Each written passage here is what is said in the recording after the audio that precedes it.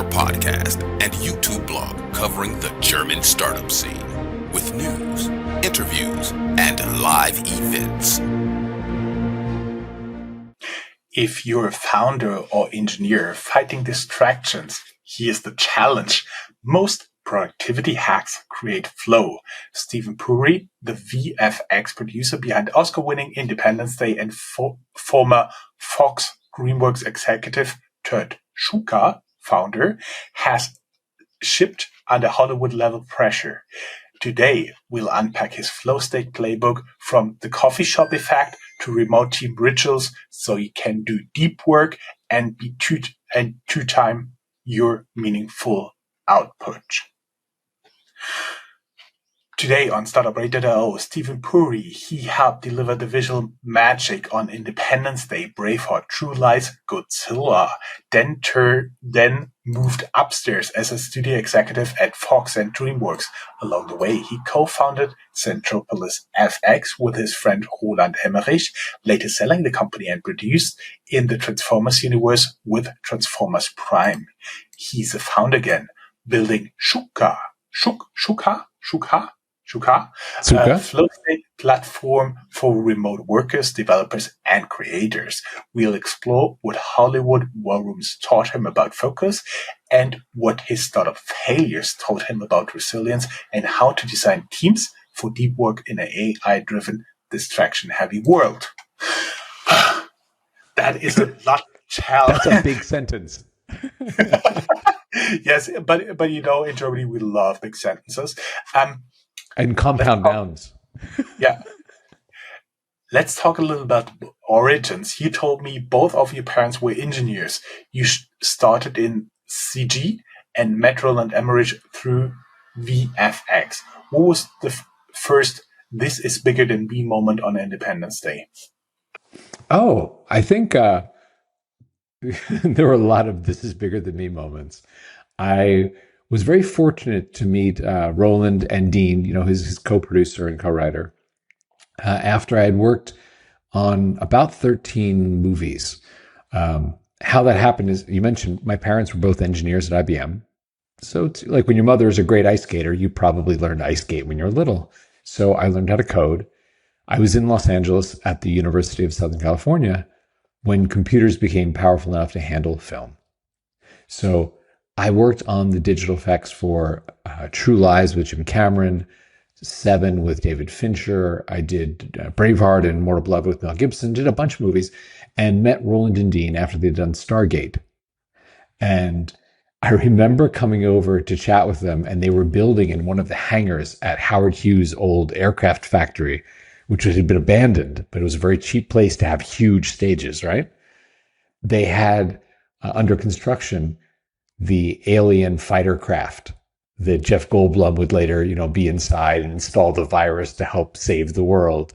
And it was pretty great having a conversation with them about doing the movie together when you're standing next to this massive, starship being created. That was one of many moments. That was a hard movie to do, but a great one to do. Mm-hmm. Every day, what did leadership under pressure look like across Braveheart, True Lies, Godzilla, and which habit from those sets still lives in your founder routine? Okay. So in many ways, I view leadership as a way to create an environment for a team to do great things. I don't view leadership as, oh, I'm here to be the great one. I think, like, for example, in the entertainment world, Bob Iger is a great example of a leader where he has amazing people running the divisions. He's navigated very complex acquisitions, but he doesn't make it about him. Like, in contrast to someone like Elon Musk, who's very full of himself. So going back to working with, people who are very talented, Mel, Jim Cameron, Fincher, Spielberg worked with, Woody Allen, Jim Jarmusch. The thing that was important was, we have a team here.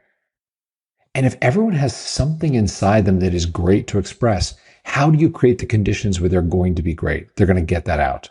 And that's a very strong theme of my life. I've worked with incredibly productive, creative, talented people. And it's about if we all have something great inside, how do you make sure you don't die with it still inside you? That's how I view leadership. Hmm.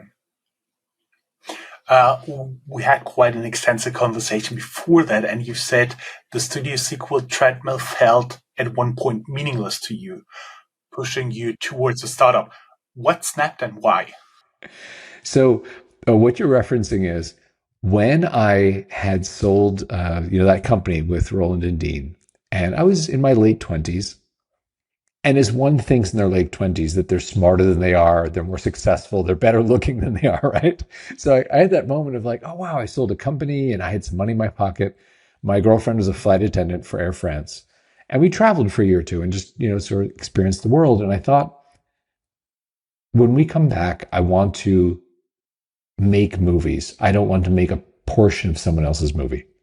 So I worked my way up the ladder to be, as you said, an executive vice president for Kurtzman Mercy at DreamWorks, vice president at Fox, doing Die Hard and Wolverine, things like that.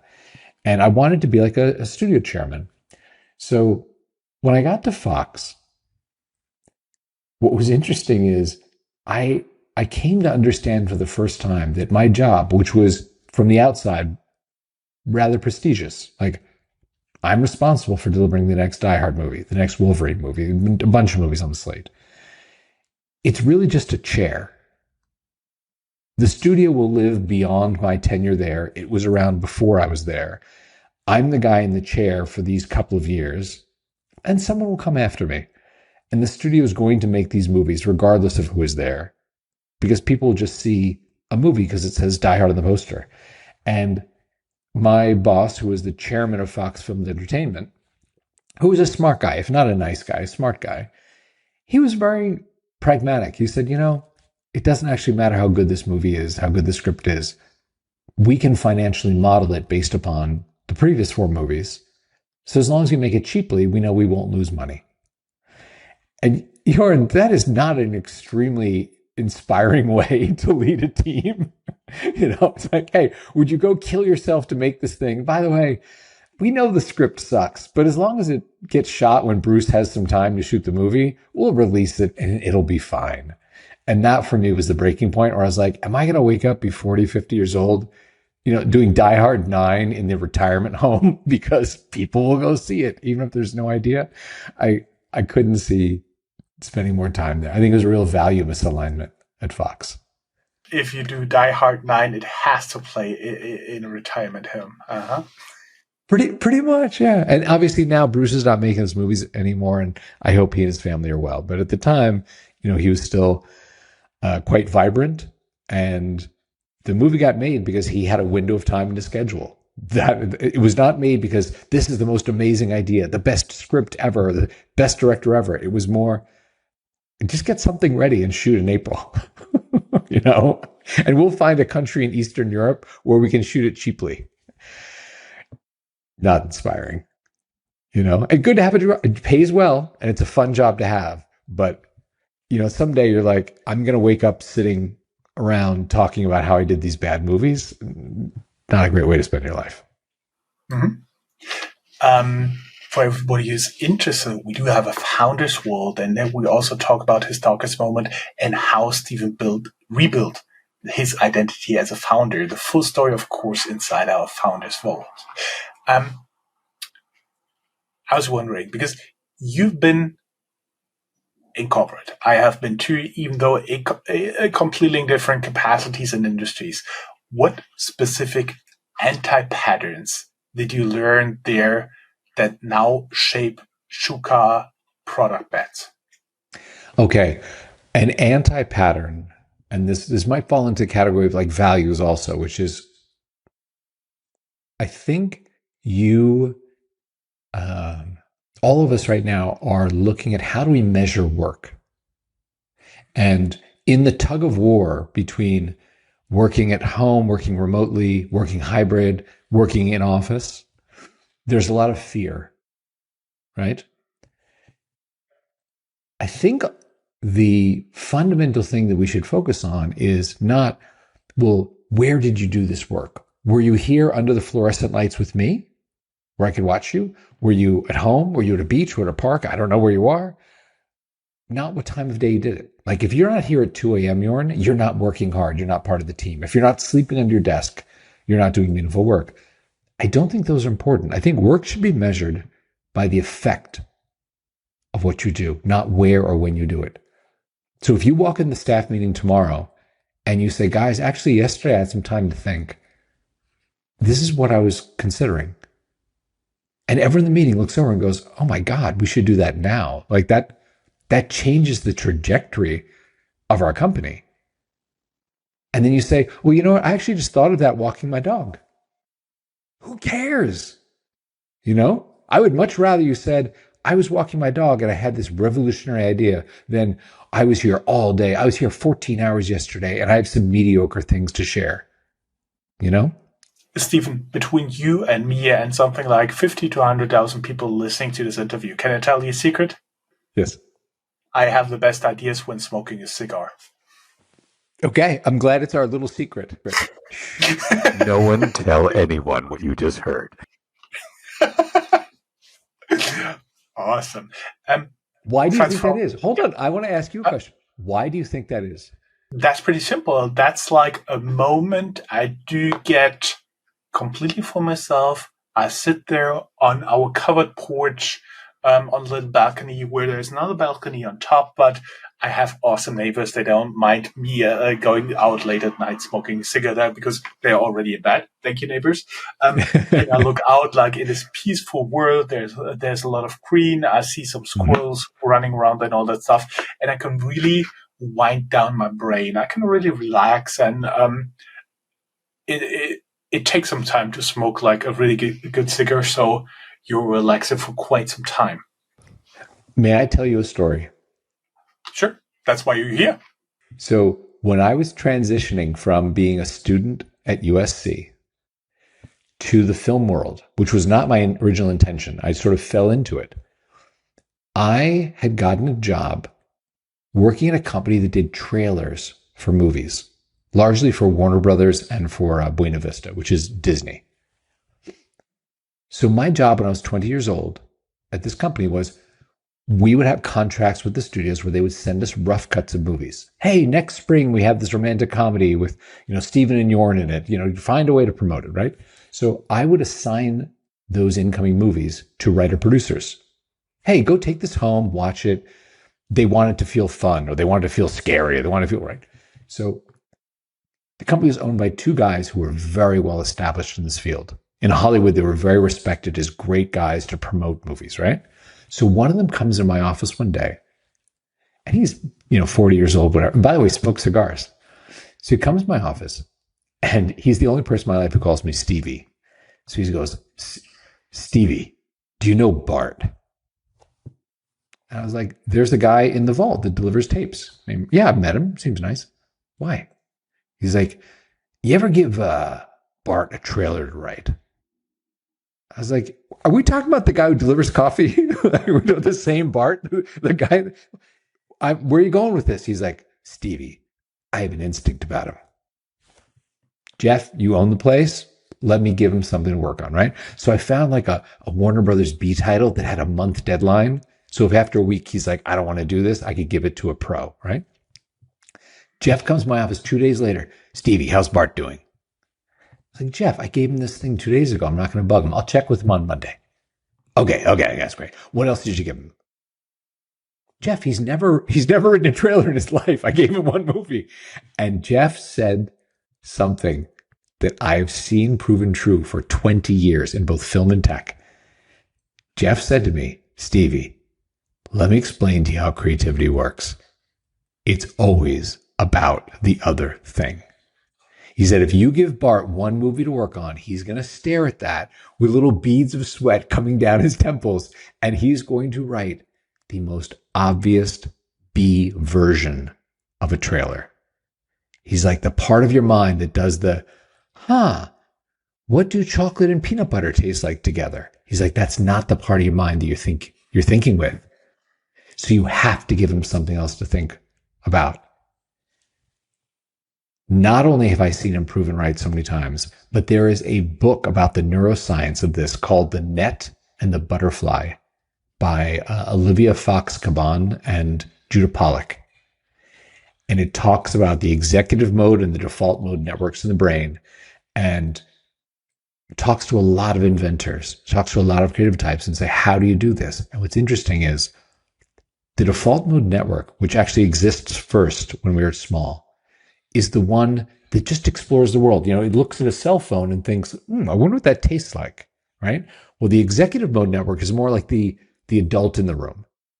I have to finish the slide deck for tomorrow's presentation. Oh, the investor thing is coming up. I need to do my homework tonight. So it's only when the executive mode network is busy doing something, the default mode network can play and come up with those ideas. You go, oh, actually, that's interesting. So that is why people have ideas when they are sitting out looking, smoking a cigar, walking their dog, driving, doing the dishes, showering. So many people come to me like, I have my best ideas in the shower. I have my best ideas like washing dishes. And that is why. I see. And actually, I also learned that when I became an entrepreneur, I sent the adult in my brain in part-time vacation.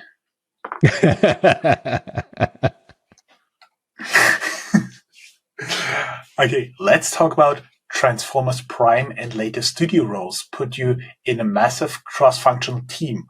What's a communication ritual from that world every startup should steal today?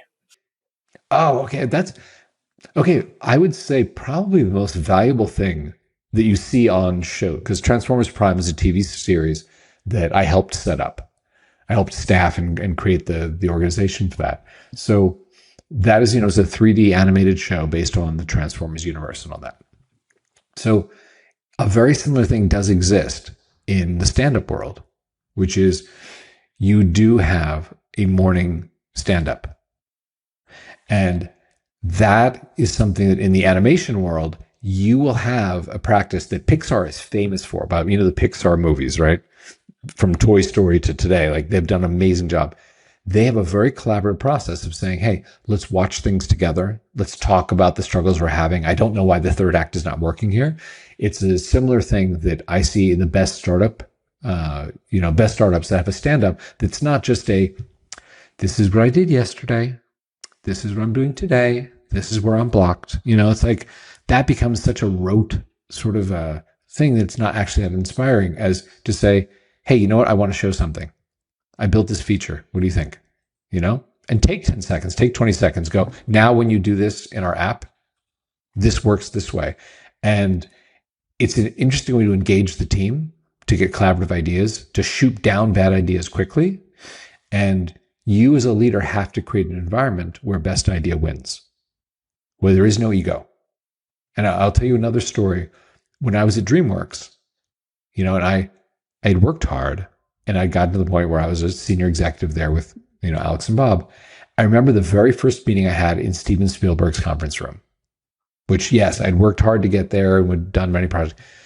But I'm just going to tell you straight up, the first time I was sitting there in Steven's, it's all Southwestern, like Adobe style. And I looked around, I was like, oh my God, like my life has gotten to the point where I'm having a story meeting with Steven Spielberg in his private conference room. This is amazing. And the chairman of DreamWorks is Stacy Snyder is there, and the president of DreamWorks, myself, two writers, writing producers. And I saw something that I was like, wow, which is, and I'm going to change the details, Jörn, just to be respectful of Steven in the process, okay? So I'm going to change the details a bit, but we're working on a project that's like an alien movie. And Steven has done some big alien movie. He's spent a lot of time thinking about aliens, right? So he said something where it's like, oh, you know what? The alien should come through the wall, and then we're going to discover its weakness is this, right? And everyone, of course, writes that down. Steven Spielberg said the alien comes through the wall and weakness is this, right? And then someone who I'm going to say is like the coffee boy was coming through the room and said, actually, I feel like we just saw that last summer in this other movie. And what if it were actually this thing that the alien was weak, it was his weakness. And I thought to myself, that coffee boy will never be seen alive again. Like, he just contradicted Steven Spielberg. This will be the end of Jerry, right? He'll be in a dumpster out back, right? And what was amazing is, without a missed beat, Steven said, oh, yeah, that's good. We should do that. And there was no feeling of, oh my God, someone contradicted Steven Spielberg. It was rather Steven saying, I want this to be great more than I want it to be mine. And I'll tell you, I saw this with some of the best designers, some of the best writers, directors. They don't have a possessive relationship with ideas. It's not like, Jörn, this is my idea. I must defend it to the death. We'll do it this way. It is rather, I will defend greatness to the death. And then you lose the ego because you want the product to be great, whether it is an app, whether it is, a movie, a TV series. That process, if you can create that in your company, it comes from the top, because once they see the leader is like fine with their ideas being improved, then everyone goes, oh, well, it's okay. It's not an ego thing. That sounds pretty good. Can I tell you another secret? Oh, boy. Is this about cigars? It has done a lot of very cool stuff. But when you first said Steven Spielberg, do you know what first thing came to my mind? The animated series he did, Pinky and the Brain. Pinky and the Brain. Okay, you're going to laugh. That's funny. That was on your mind. You know what was on my mind today when we were going to talk, when I was thinking, oh, I'm going to talk to Jörn today, was I think you did a recent episode where you were interviewing someone who was working the finance. I think she was in private equity or something, and she'd make something in finance. And you said, you don't need 5 apps to tell you you're broke. Remember this? Yes. Mm-hmm. I remember listening to that in the car. I was going to the gym and I laughed out loud. I was like, you know what? You're absolutely right. Really cool.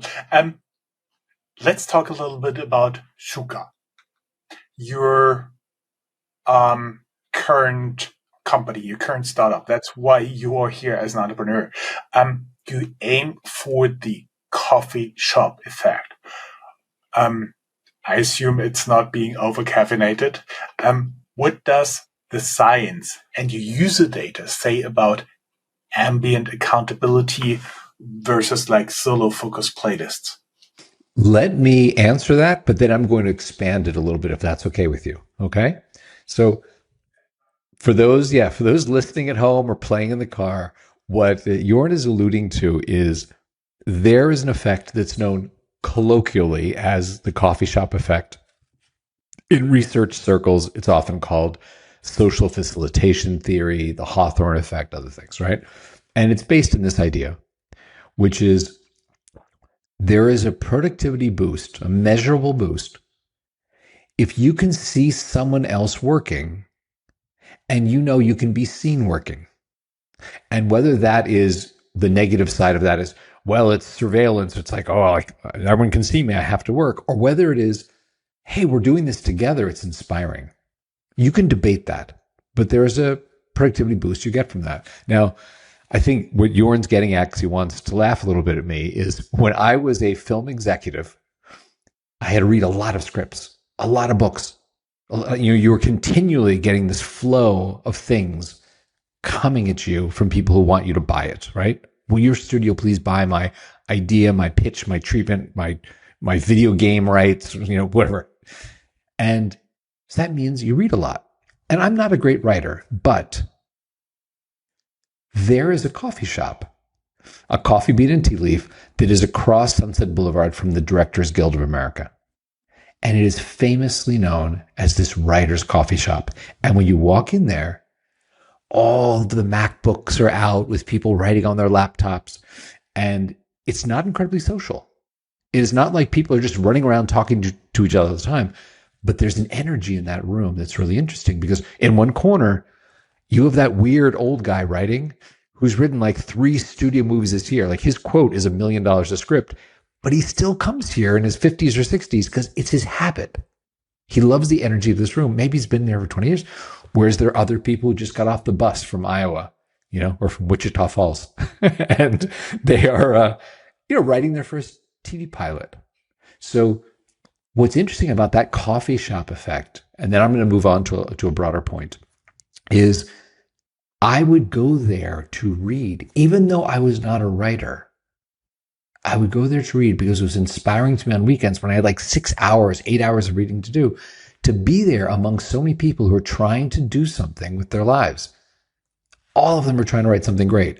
And that is something that, with Sukha, that we wanted to recreate, where you have the ability, if you want, to participate in a group chat, to, turn your camera on, see other people. It's a very simple idea of that African proverb. We go together, we go further. If you want to go fast, go alone. If you want to go far, go together. Now, let me expand that a little bit, which is the why of what I do. And actually, the most important reason that I'm sharing a lot this year is what I've learned about flow states. Because we began talking today, and for those of you listening, I appreciate your being here because this is really the closest thing to my heart. I believe that all of us have something great inside. And the question that you're going to answer in this lifetime is, will you get it out or not? And there are some very strong forces in this world to make sure you do not. The people who make distractions, the trillion-dollar companies that hire some of the best behavioral psychologists, some of the best designers, some of the best engineers, their business model is to steal your life because they don't want you to create that startup. They don't want you to come up with that new idea. They don't want you to even write that book. They want to have your life so they can sell it. So if you are out there listening and you have that thing inside you, like, I refuse to die with this idea still inside me, then that tug of war for your life, you really have to look at. Because on one side, you have those trillion-dollar ideas paying the biggest paychecks to the smartest people, tugging. And on the other side of that rope, it's you alone. So you need to have people around you and tools that help you to actually become who you could be. Because you don't want to end up that 80-year-old guy or girl sitting on the sofa, scrolling and double tapping and telling people how you could have created that company. You had that idea for the app. You could have written that book. Because that's miserable. And by the way, no one wants to be around that person. They want to be around someone who tried. You may fail. What you are contemplating doing, you come here to listen to this podcast because you have something you believe you can do. You may not succeed. But if you try and fail, that is noble. And people can respect that. But giving your life away, there's no nobility in that. So that is why I talk a lot about flow states and how to block distractions and how to get out the great thing inside you. And that's why I was really excited to come on this podcast today, because I think the people listening here, they want to do something with their lives. And I love that. Back to you, Jörn.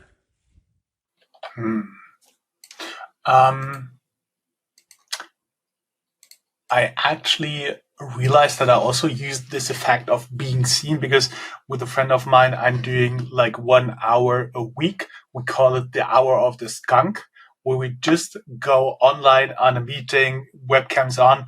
We both work on the things you really don't want to do, like tax filings, all the administrative you just have to Is do. the hour of the Sometimes they're skunk? important.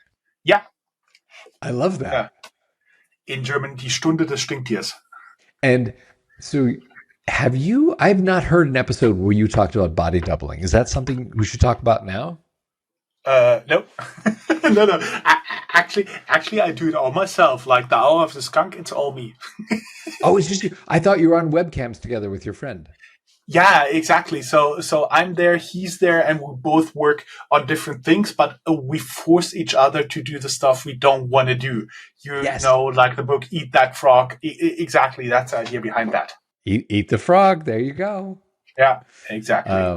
So the technique that Jörn is referencing is commonly known, and it's very popular in neurodivergence, popular in ADHD circles, of turning on your webcam, working with one or more people. And it's not that you talk, it's not that you interact, but it's just a way of having a sense of presence. There's someone else there as I do the thing that may be super annoying to do or I've been procrastinating on, and you eat the frog. You do the thing that's hard. You, I guess, spend an hour with the skunk. Mm-hmm. Exactly. Sometimes I feel like that. I think there's a lot of interesting stuff in here, but let us move to the next question. You shared that 22 minutes can be lost regaining focus after interruptions. How does Yes. Sukha reduce this like context switch tax in practice? Oh, good question. Okay. So, as you know, I love stories. Let me tell you a story about how I discovered this. And then I'm going to go into more of the neuroscience of it and how it can be applied, right? So, I live in Austin, Texas. You know where this is very well because you've lived in Texas. I was flying to San Francisco, where the next day I was going to meet with my team. And on the flight, I thought, I'm going to go into Figma, mock up this idea for a feature well enough that I can demonstrate it tomorrow. And then, actual designer can pick it up and finish it.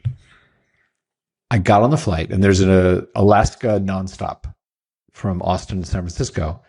We took off. They announced the Wi-Fi was out, and we landed about 15 minutes later. And I thought the engine has fallen off. Like something bad has happened. We lost hydraulic systems, and we're in Dallas. Like we didn't go anywhere. I looked down at the little clock on my MacBook. Over 2 hours and 40 minutes had gone by. I had no concept time had moved. We were in San Francisco, and my designs were done. And I was actually quite proud of them. And I thought to myself, I couldn't tell you if the drink cart came by. I couldn't tell you the name of the guy in the seat next to me. I had no concept of any of these distracting things around me. But I had this great feeling of being in control of my life. Like that night, I thought to myself, I'm going to get off the plane, grab a sandwich in the hotel lobby, go up to my hotel room and try and finish the designs, right? In reality, I called a friend of mine and said, hey, I have a free night in San Francisco. Do you want to have dinner? And that felt amazing to not be behind, but to start be ahead. And at the time, I did not know the term flow state. Now, I'm sure there are many people listening who are flow masters and they know all about flow states. But for those who don't, or maybe have heard it in passing, let me just do 30 seconds on what a flow state is so that we're all on equal footing. Okay? There was a Hungarian-American psychologist, Mihaly Csikszentmihalyi, and he had a strong thesis. His thesis was, man, high performers in these different disciplines, inventors and athletes and artists, they get into these concentrated states where they do the things that make them famous, the things that change the world, and they describe these states in very similar ways. What is that state? How does it work? So, like Prometheus from the mythology, he wanted to go up to Mount Olympus, steal some fire, and bring it down to the rest of us. So when he did his research, at the end of it, he wrote a book. And the book is called Flow. And that is the seminal work on this. It is from whence we get the term flow states. And he said, this was the most beautiful metaphor I could use for what I found, which is we are all on the river, paddling to move ourselves forward. But if you align your boat with the current, you go faster and you go further because it magnifies your efforts. And that's what these people do. Now, in the intervening decades, many smart people have expanded on his research and said, oh, this is a thing. Like there is a way in which you can be more in control of your day, more in control of your mind and your energy to do things. Super helpful if you are an entrepreneur, a solopreneur, if you are working on things on the side, if you have, knowledge work to do. Like you may be a developer, you may be a designer, you may be an author. And this is what I'm passionate about. Sukha, which you referenced, and I appreciate bringing that up. Sukha is ultimately a flow state app. I don't call it that all the time because not everyone knows what a flow state is. We call it a focus app. But what it is we looked at the research, and Mihai did an amazing job saying, here's how you know you're in a flow state, and here are the techniques that these high performers use to get into it. And we just said, what if there was a simple website with a play button right in the middle that did most of this for you? And I can go into what some of those things are because people can do this. They don't need my app or anyone's app. If you're interested in having control of your life, creating your startup better, creating, whatever it is you're working on for your team better. Mihai said, flow states seem to be characterized by loss of track of time, which I experienced. Maybe Jörn, you've experienced a flow state, right? Yeah. Yeah. Okay. So you lose track of time. Distractions are blocked. You're very focused on the task at hand. You do it at a very high level. Like your return of energy from the task is much higher than things that drain you because you can look at it and say, oh, I've done something of meaning.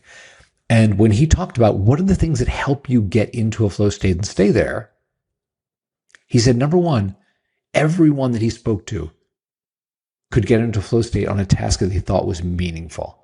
No one gets into a flow state like paying their bills or returning stupid emails or filing taxes, right? You don't get a flow state. When there was a famous basketball player in this country, Michael Jordan, who had this quote where he said, when I'm in the zone, it's only me and the ball. And what he was saying, which zone is another word for this flow state, he's saying, I can reduce my world down to what is important. And all that's important is I control this ball to go where it needs to go. The stands are not important. The scoreboard is not important. The defenders are actually not important. All that's important is I move this ball where it needs to go. And this is a guy who did stuff that 30 years later is still in the highlight reels for the best, basketball in the world, right? And, Picasso wrote about that too. He has a great quote about, I was up all night and I forgot to pee. I know bio breaks and I didn't drink water. But hey, look, I made some progress on Guernica, So Mihai said, what you're doing has to be meaningful. You have to be challenged. You have to have skills that apply. It's not Michael Jordan painting and it's not Picasso playing basketball. You have to have some feedback. You have to know you're not pouring energy into a black box with no idea if it's working. Like Picasso has to be able to stand back and say, this huge canvas that I'm creating, am I starting to realize this vision I have in my head of what is the horror of war? Or Michael Jordan looking at the scoreboard and saying, okay, I'm going to win this game. This is what I wanted. So as this applies to Sukha, what I built is I just said, without downloading an app, without doing a lot of things, how can we take what Mihai wrote and make that available? Just a simple play button in the center of the screen. So music helps people, get into flow and stay in flow. You brought up, Jörn, how a lot of research is 15 to 23 minutes to get into a flow state. You don't just sit down and say, I'm in flow and you're deeply in flow. It takes a few minutes, like music playing, focusing. If you get interrupted, it's another 15 to 23 minutes to get back to that state, right? So there are a number of components. We can talk about them, and I'm happy to do so, but I've been talking for a long time now. I want to give it back to you. But that is really what I think is the secret sauce of our episode is how can you harness a flow state to do the things that propel your life and your team's life forward? Mm-hmm. Two add-ons to that, what really helps me is at one point listening to a lot of those background music on a commonly used video app that is like working jazz, relaxing jazz, something like this. I have I'm almost constantly wearing headphones for that simple reason, because I have like two very loud boys just behind this wall. And so I really need to do that. And a second piece that I found really helps me focus is interaction. And actually, I also do realize that this now, maybe for a month or two, works for me with AI, with large language models.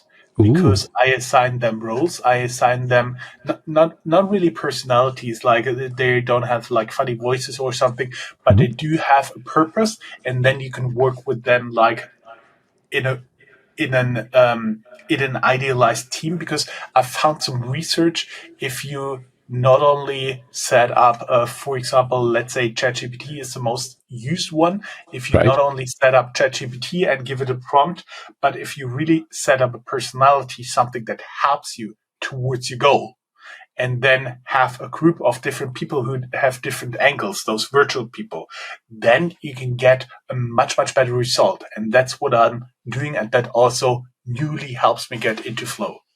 That is so interesting. Number one, my hat is off to you that you are that thoughtful about your flow practice. That's awesome. And that is interesting to me, what you said about having that interaction that specifically keeps, gets you there and keeps you there and helps you doing your best work. It's actually something I want to talk about with my partner later today, because we've been working on our, essentially GPT, your assistant in Sukha. And I would love to think more about that. That's a great idea. Okay, what should we talk about next? When we're done with the interview, I can show you some insights.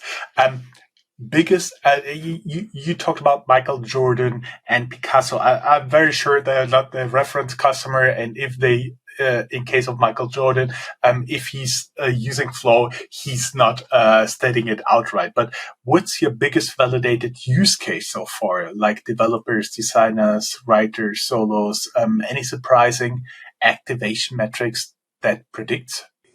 Okay, I'm going to tell you a couple things that I found interesting, because in running, this for years now and talking to a lot of members, I know that our biggest cohorts are knowledge workers, right? Which are often developers, designers, writers, like people who have multiple hours a day of sitting on a laptop and doing something. And if the desire is to do it better, to do it faster, that is where flow states are very helpful, because you stay in the thing. You don't context switch, going between things. You don't try and multitask, which is not really a thing. It's just monotasking with context switching. And there are a couple of practices that I have seen validated by a number of people. This is not just theory. Number one is time blocking, and time blocking as it relates to your chronotype. So chronotype, for those who don't know, is the concept that there are times of day when you're more adept at doing certain kinds of things. And I'll give you a film example because it's a fun way of illustrating this and memorable, which is Ron Bass was a huge screenwriter in Hollywood. Wrote My Best Friend's Wedding and Rain Man and all these like movie star movies, right? He famously would not talk to his family in the morning. He's like, I'm not the dad who's going to say, who wants pancakes? Did you do your homework? Who needs a ride to school? He's like, I can't talk to you because when I talk to you, I lose the ability to hear my characters' voices. And that's when I get paid $1 million, $2 million a script to do. So what he would do is he knew his chronotype and he said, I'll get up at 4 or 5 in the morning so I have 4 hours to write. And I'm going to get up, not say hello to his wife, go to his office and write. Now, he knew that his chronotype was such he was very good with collaborative work in the afternoon. After lunch is when he was good meeting with other writers, meeting with, producers and studio executives and talking about story, talking about things like that. So that was the first brush I had with someone who was very aware of their chronotype and harnessed that. Why do I bring this up? Because you can figure out your chronotype very easily. You don't need an app. You don't need to pay anyone. If you have a pencil and a piece of paper, and you can use a computer if you want, but I'm just saying it is this rudimentary, right? Create a simple list for each day, morning and afternoon, and just roughly say what you did and do it for 5 days. Oh, Monday morning from 8 to 11, I worked on blog posts, and put down how you felt. Tuesday afternoon, I was working on coding from 2 to 5. How did you feel? When you look at that after 5 days, or do it for 2 weeks, you will start to see your patterns. Man, when I write creative stuff in the morning, I have a clarity that in the afternoon, I try and do it, and I always feel blocked, or I feel like it's stupid. I have to rewrite it. Oh, when I write my code late at night, because I think all code should be written, in the middle of the night, I get a lot done, but I end up refactoring it the next day. I should pay attention to that. And then you start to develop a sense of when you should be doing certain things. So if you are a solopreneur, if you're doing a side hustle or you're working from home, you may want to have a meeting with yourself that you put in your calendar. When you say, hey, 2 to 4 p.m. is my sweet spot for this, or 8 to 10 in the morning is my sweet spot for this, block it in your calendar so no one schedules team meetings with you, Zooms. If they Slack, they know you're busy.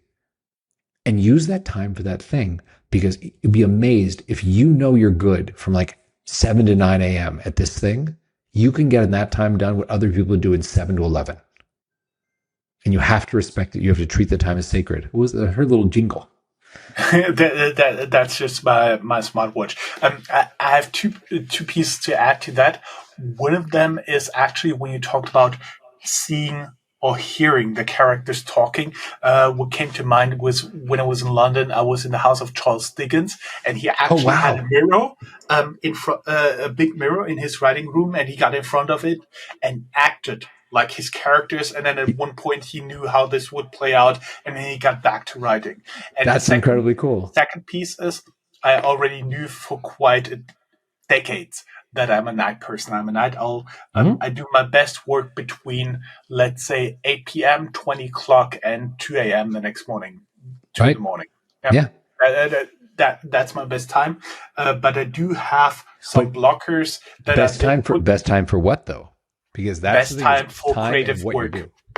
Yeah, it's not for tax filing, but it's for like working on the business, not in the business, doing Right. some preparation, having some new ideas, what to do, and basically that's the best time for me to do creative work. That's And awesome. You also, know that. I do have blocks in my calendar.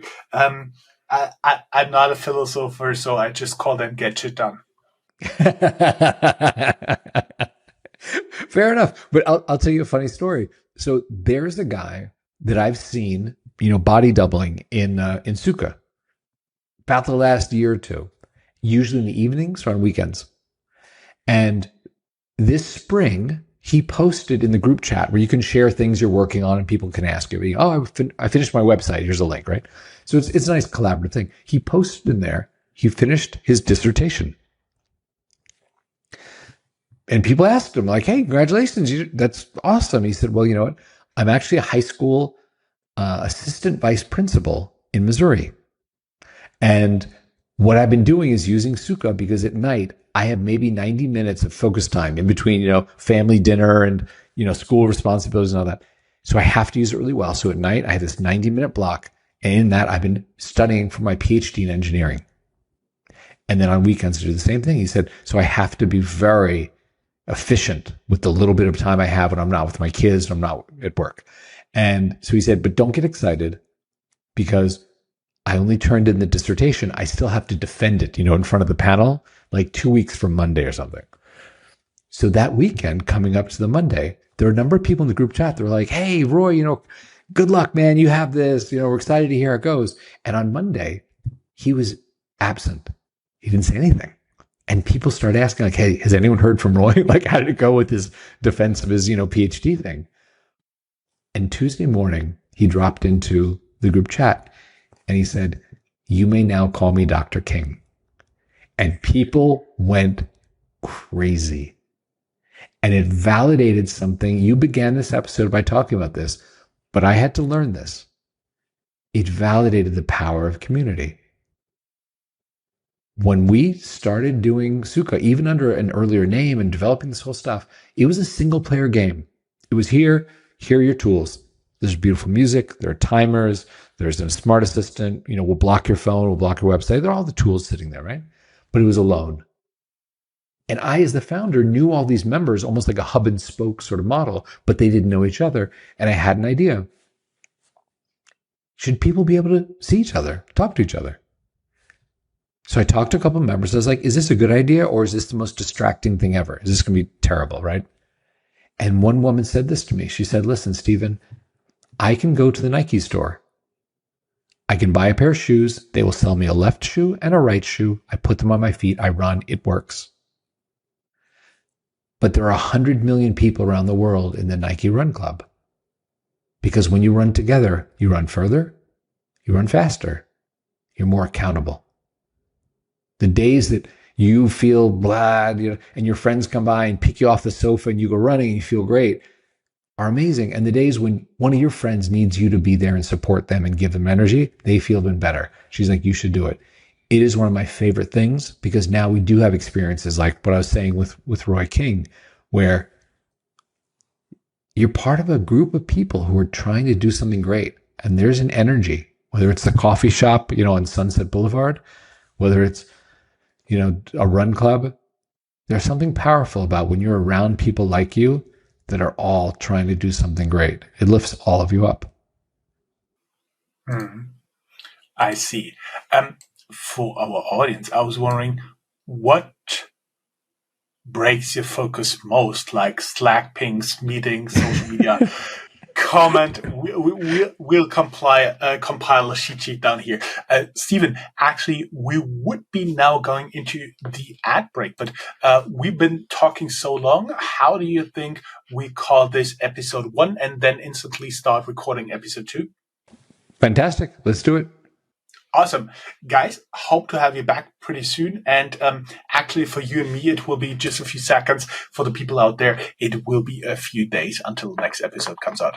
See you soon. Talk to you soon.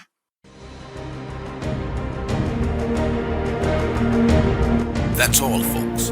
Find more news, streams, events, and interviews at www.startuprad.io. Remember, sharing is caring.